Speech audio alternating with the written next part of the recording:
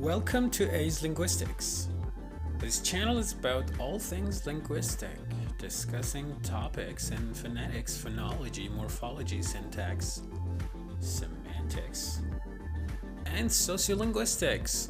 So let's see what we've got today.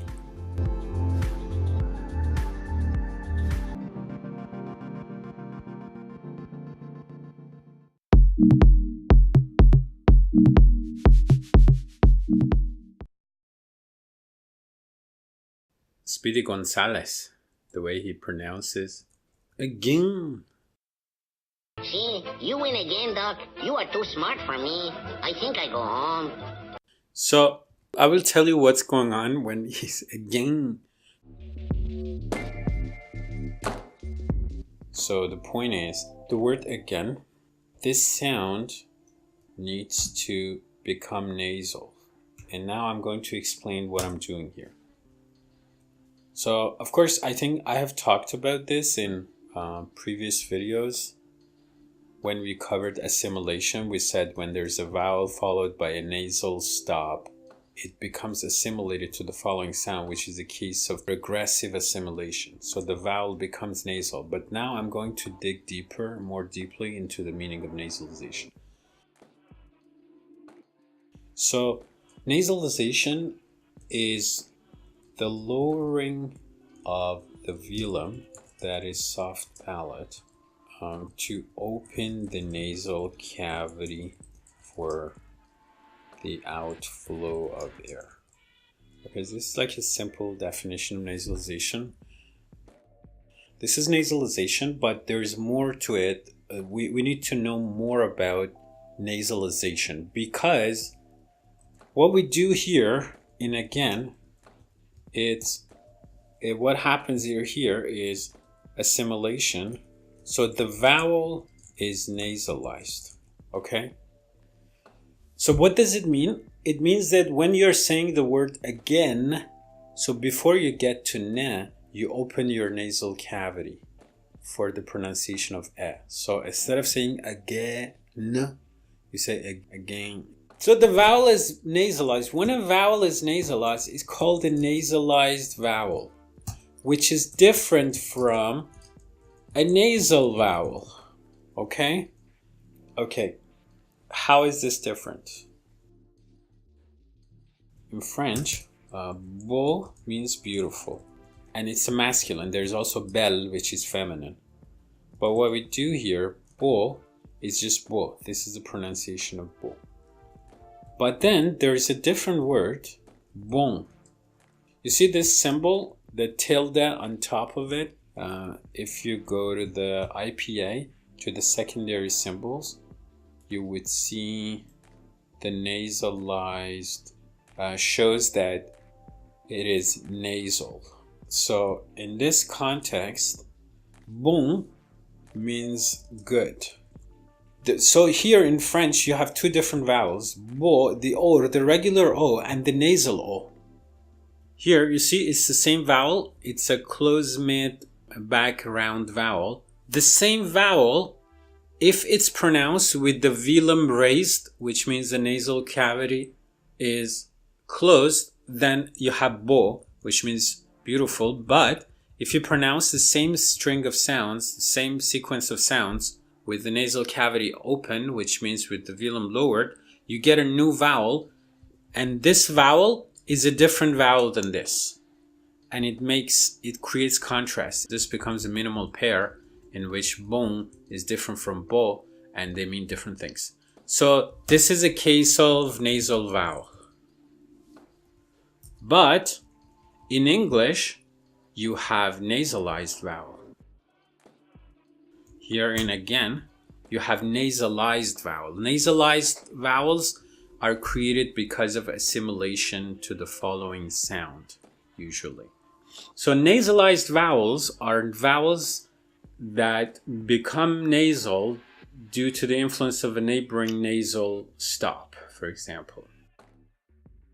So I can give you another example of this, of nasalized vowel. For example, the word hand. Of course, it is pronounced hand, but this is a broad transcription. But If you want to make it narrow, it becomes hand. The A is nasalized.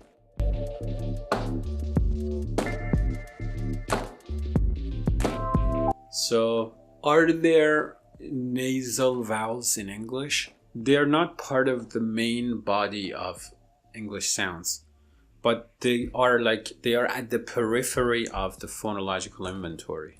I can give you an example of when you say interjection for no, when you say So that's a nasal vowel in English, but it just appears in certain interjections. Or, when you say, oh, yesterday I bought this puppy. You say, That's a vowel in the word cup. It's a open mid back unrounded vowel. So these are two examples of how you may have nasal vowels in English, but because they're not part of the mainstream phonology of English, so we just think that in English, so you wouldn't usually speak about nasal vowels, but you will often have nasalized vowels. So why do I introduce nasalized vowel? Because when you want to pronounce English words, this is a new phonological rule that you can observe to just improve your pronunciation. The rule is vowels become plus nasal whenever they are followed by a stop, which is nasal.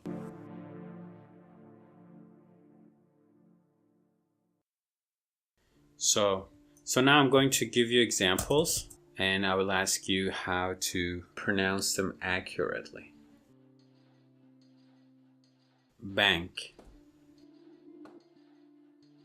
How about back?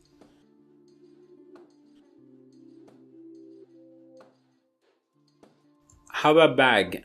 G sound is a stop because it's plosive, and plosives and nasals here are stops, but it's not a nasal stop, so it's here. What about bank? So actually nega in English becomes this one. So here you would have bang. So the difference between bang and back, you see the difference? It's all the same symbols. There's a k, an extra k. Bang and bang. Okay, what about this? No nasalization. What about this? Bend. Nasal. How do you pronounce the word nasal? But do you think this should be nasalized because of na? So no, our rule only said if it's followed by a nasal stop. It didn't say if it's preceded by a nasal stop. Keep in mind that nasal stops are this is a nasal stop, this is a nasal stop. This is also a nasal stop in English. These other nasal stops don't exist in English. What about Thomas? In English, whenever you have vowels followed by nasal stops, they become nasal. And perhaps there's different degrees of nasalization depending on the context, but you would notice it's nasalized. Thomas. It's not a big deal. Like, you don't have to make an effort. All you have to do is lower your velum, let some of the air flow out through the nasal cavity.